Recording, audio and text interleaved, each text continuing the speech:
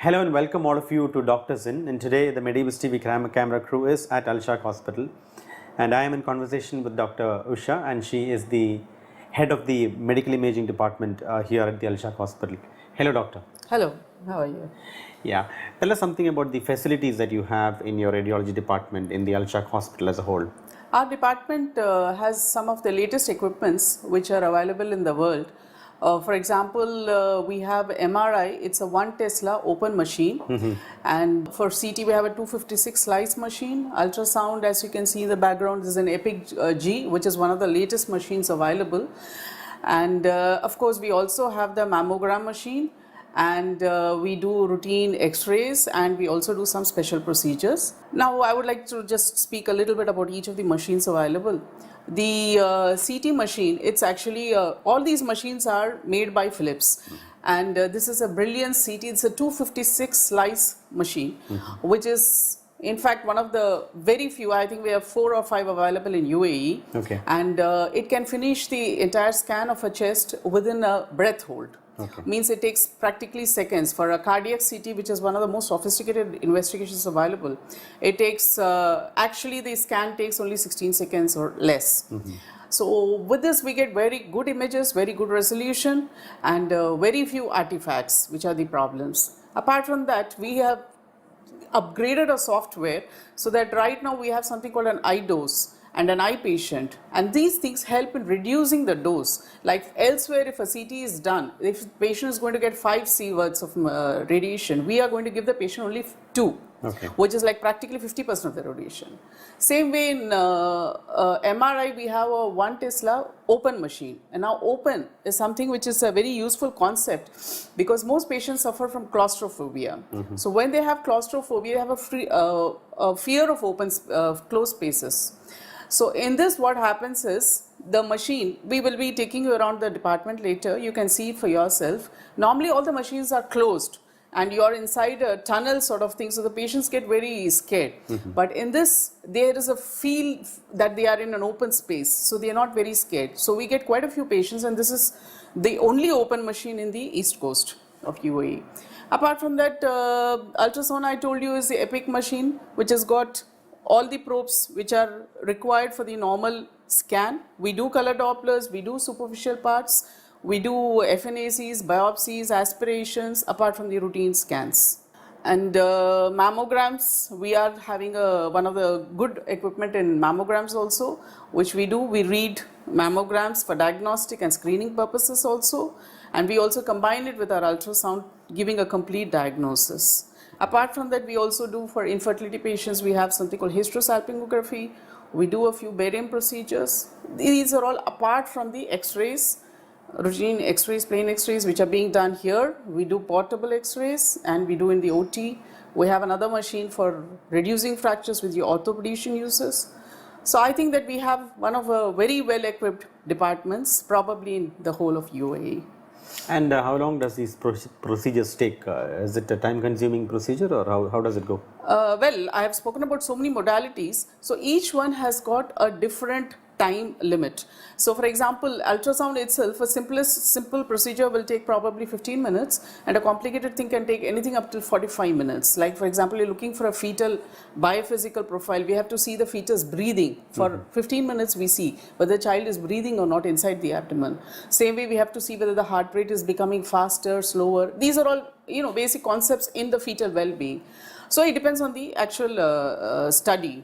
For example, CT, in other places the actual CT will take, a sinus CT takes maybe 20 seconds for the actual scan. But when you combine it with taking the patient in, taking the patient out, doing the study, explaining to the patient, it obviously takes a longer time, 5 minutes. For example, cardiac CT, when we have to wait for the patient's heart rate to stabilize. So it can take, if the patient's heart rate is not stabilizing, it can take anything up to more than half an hour, but the time that the patient is on the table is very less. It's less than 5 minutes. Okay, so same way MRI also, usually we are able to finish most studies in 20 to 30 minutes. Basic sequences if we want to do, we take only 15 minutes, but then as I told you, it depends upon the patient cooperation, it depends upon the pathology which is there. So it keeps varying, anything from 15 minutes till 45 to 50 minutes. Now, let's say a person is undergoing medication, let's say for BP, or he's a diabetic. Now he's taking medicines. Does he have to stop these medications when you undergo this process, or he just continues as a normal man? This is a very good question, because most patients, they think when we say fasting, for most of these investigations, we tell them to come fasting. They have this doubt. So what they need to do is remember that only the metformin medication, which is taken for diabetes, that has to be stopped 24 hours before. Any other medication, there is no need to stop. They just need to take the routine, because it's more dangerous if they stop the medication without medical advice. They just need to take medication with a small sip of water, not to drink too much water, depending upon the investigation, of course. And but metformin is to be stopped, and that is because it has lots of side effects. It interacts with the contrast we are giving and may cause renal failure and acidosis and shock. Whenever you talk about health, the so-called safety is synonymous to health as well. So, how safe are these procedures when a patient undergoes it? Yeah, the question about radiation safety is a very good question. Actually, when we speak about safety, safety is a very relative concept. What activity is safe? You go onto the road. Is it safe to go on the road? You have so many road traffic accidents. When you look at it in that way, you realize that it's all a very relative concept. And very important in this is that we conform to, there is a concept called ALARA concept, which stands for as low as reasonably achievable. And this is set by the radiation governing monitoring agencies, which are there all over the world. We have something called FANR in Abu Dhabi itself. They regulate and they check how much of radiation we are getting, and we check how much of radiation the patient is getting on every single investigation. We have specific limits which should not be exceeded for any investigation. We have specific limits which should not be exceeded for any radiation worker. Like we are all radiation workers. In every month, we use something called a radiation badge. And it is monitored every month. We take the readings. If the radiation limit dose is exceeded, then we have to take other measures to see what is exactly happening. Same way, when the patients, we give something called DAP and DLP. I think probably our hospital is one of the few places where we give the radiation dose which is given to the patient in the report. Meaning we are making it official and there's nothing, hidden about it. So the patient also has an idea how much of radiation he has got from the procedure.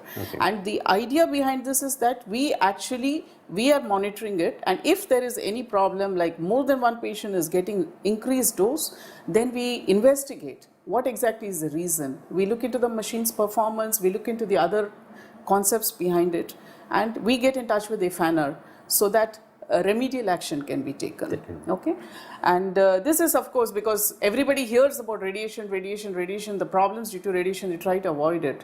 But another very interesting thing is what they have discovered during research is when you do a CT, a cardiac CT, we say lots of radiation, but a frequently traveling business traveler gets as much radiation in a year of travel as he gets in 2 cardiac CTs.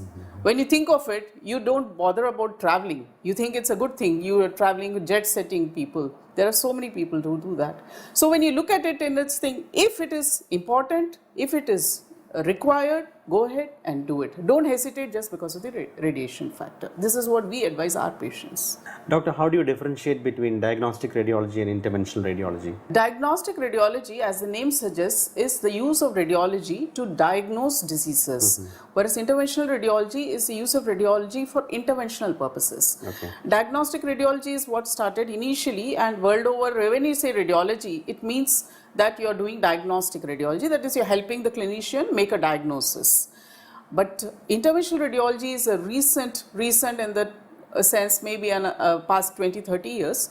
It's become a very interesting concept because what happens, you use radiological investigations for furthering the treatment of the patient. Like for example, you've heard of, almost you must be knowing, the whole audience must be knowing that angioplasty, almost everybody, cardiac patients, you heard of angioplasties and grafts and stents and all these things.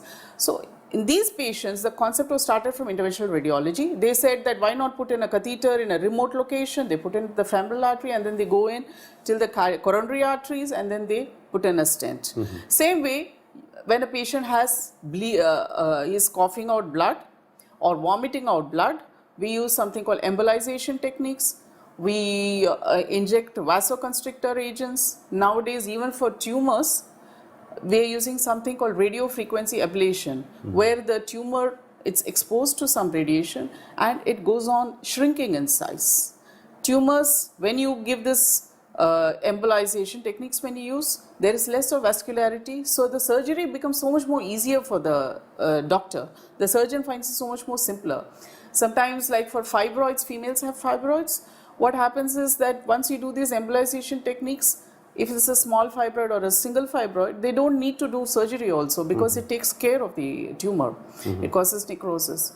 So there are lots of other things. In biliary tree also you have percutaneous biliary drainage, stenting, there's various, you name the system and you have something in interventional radiology for that.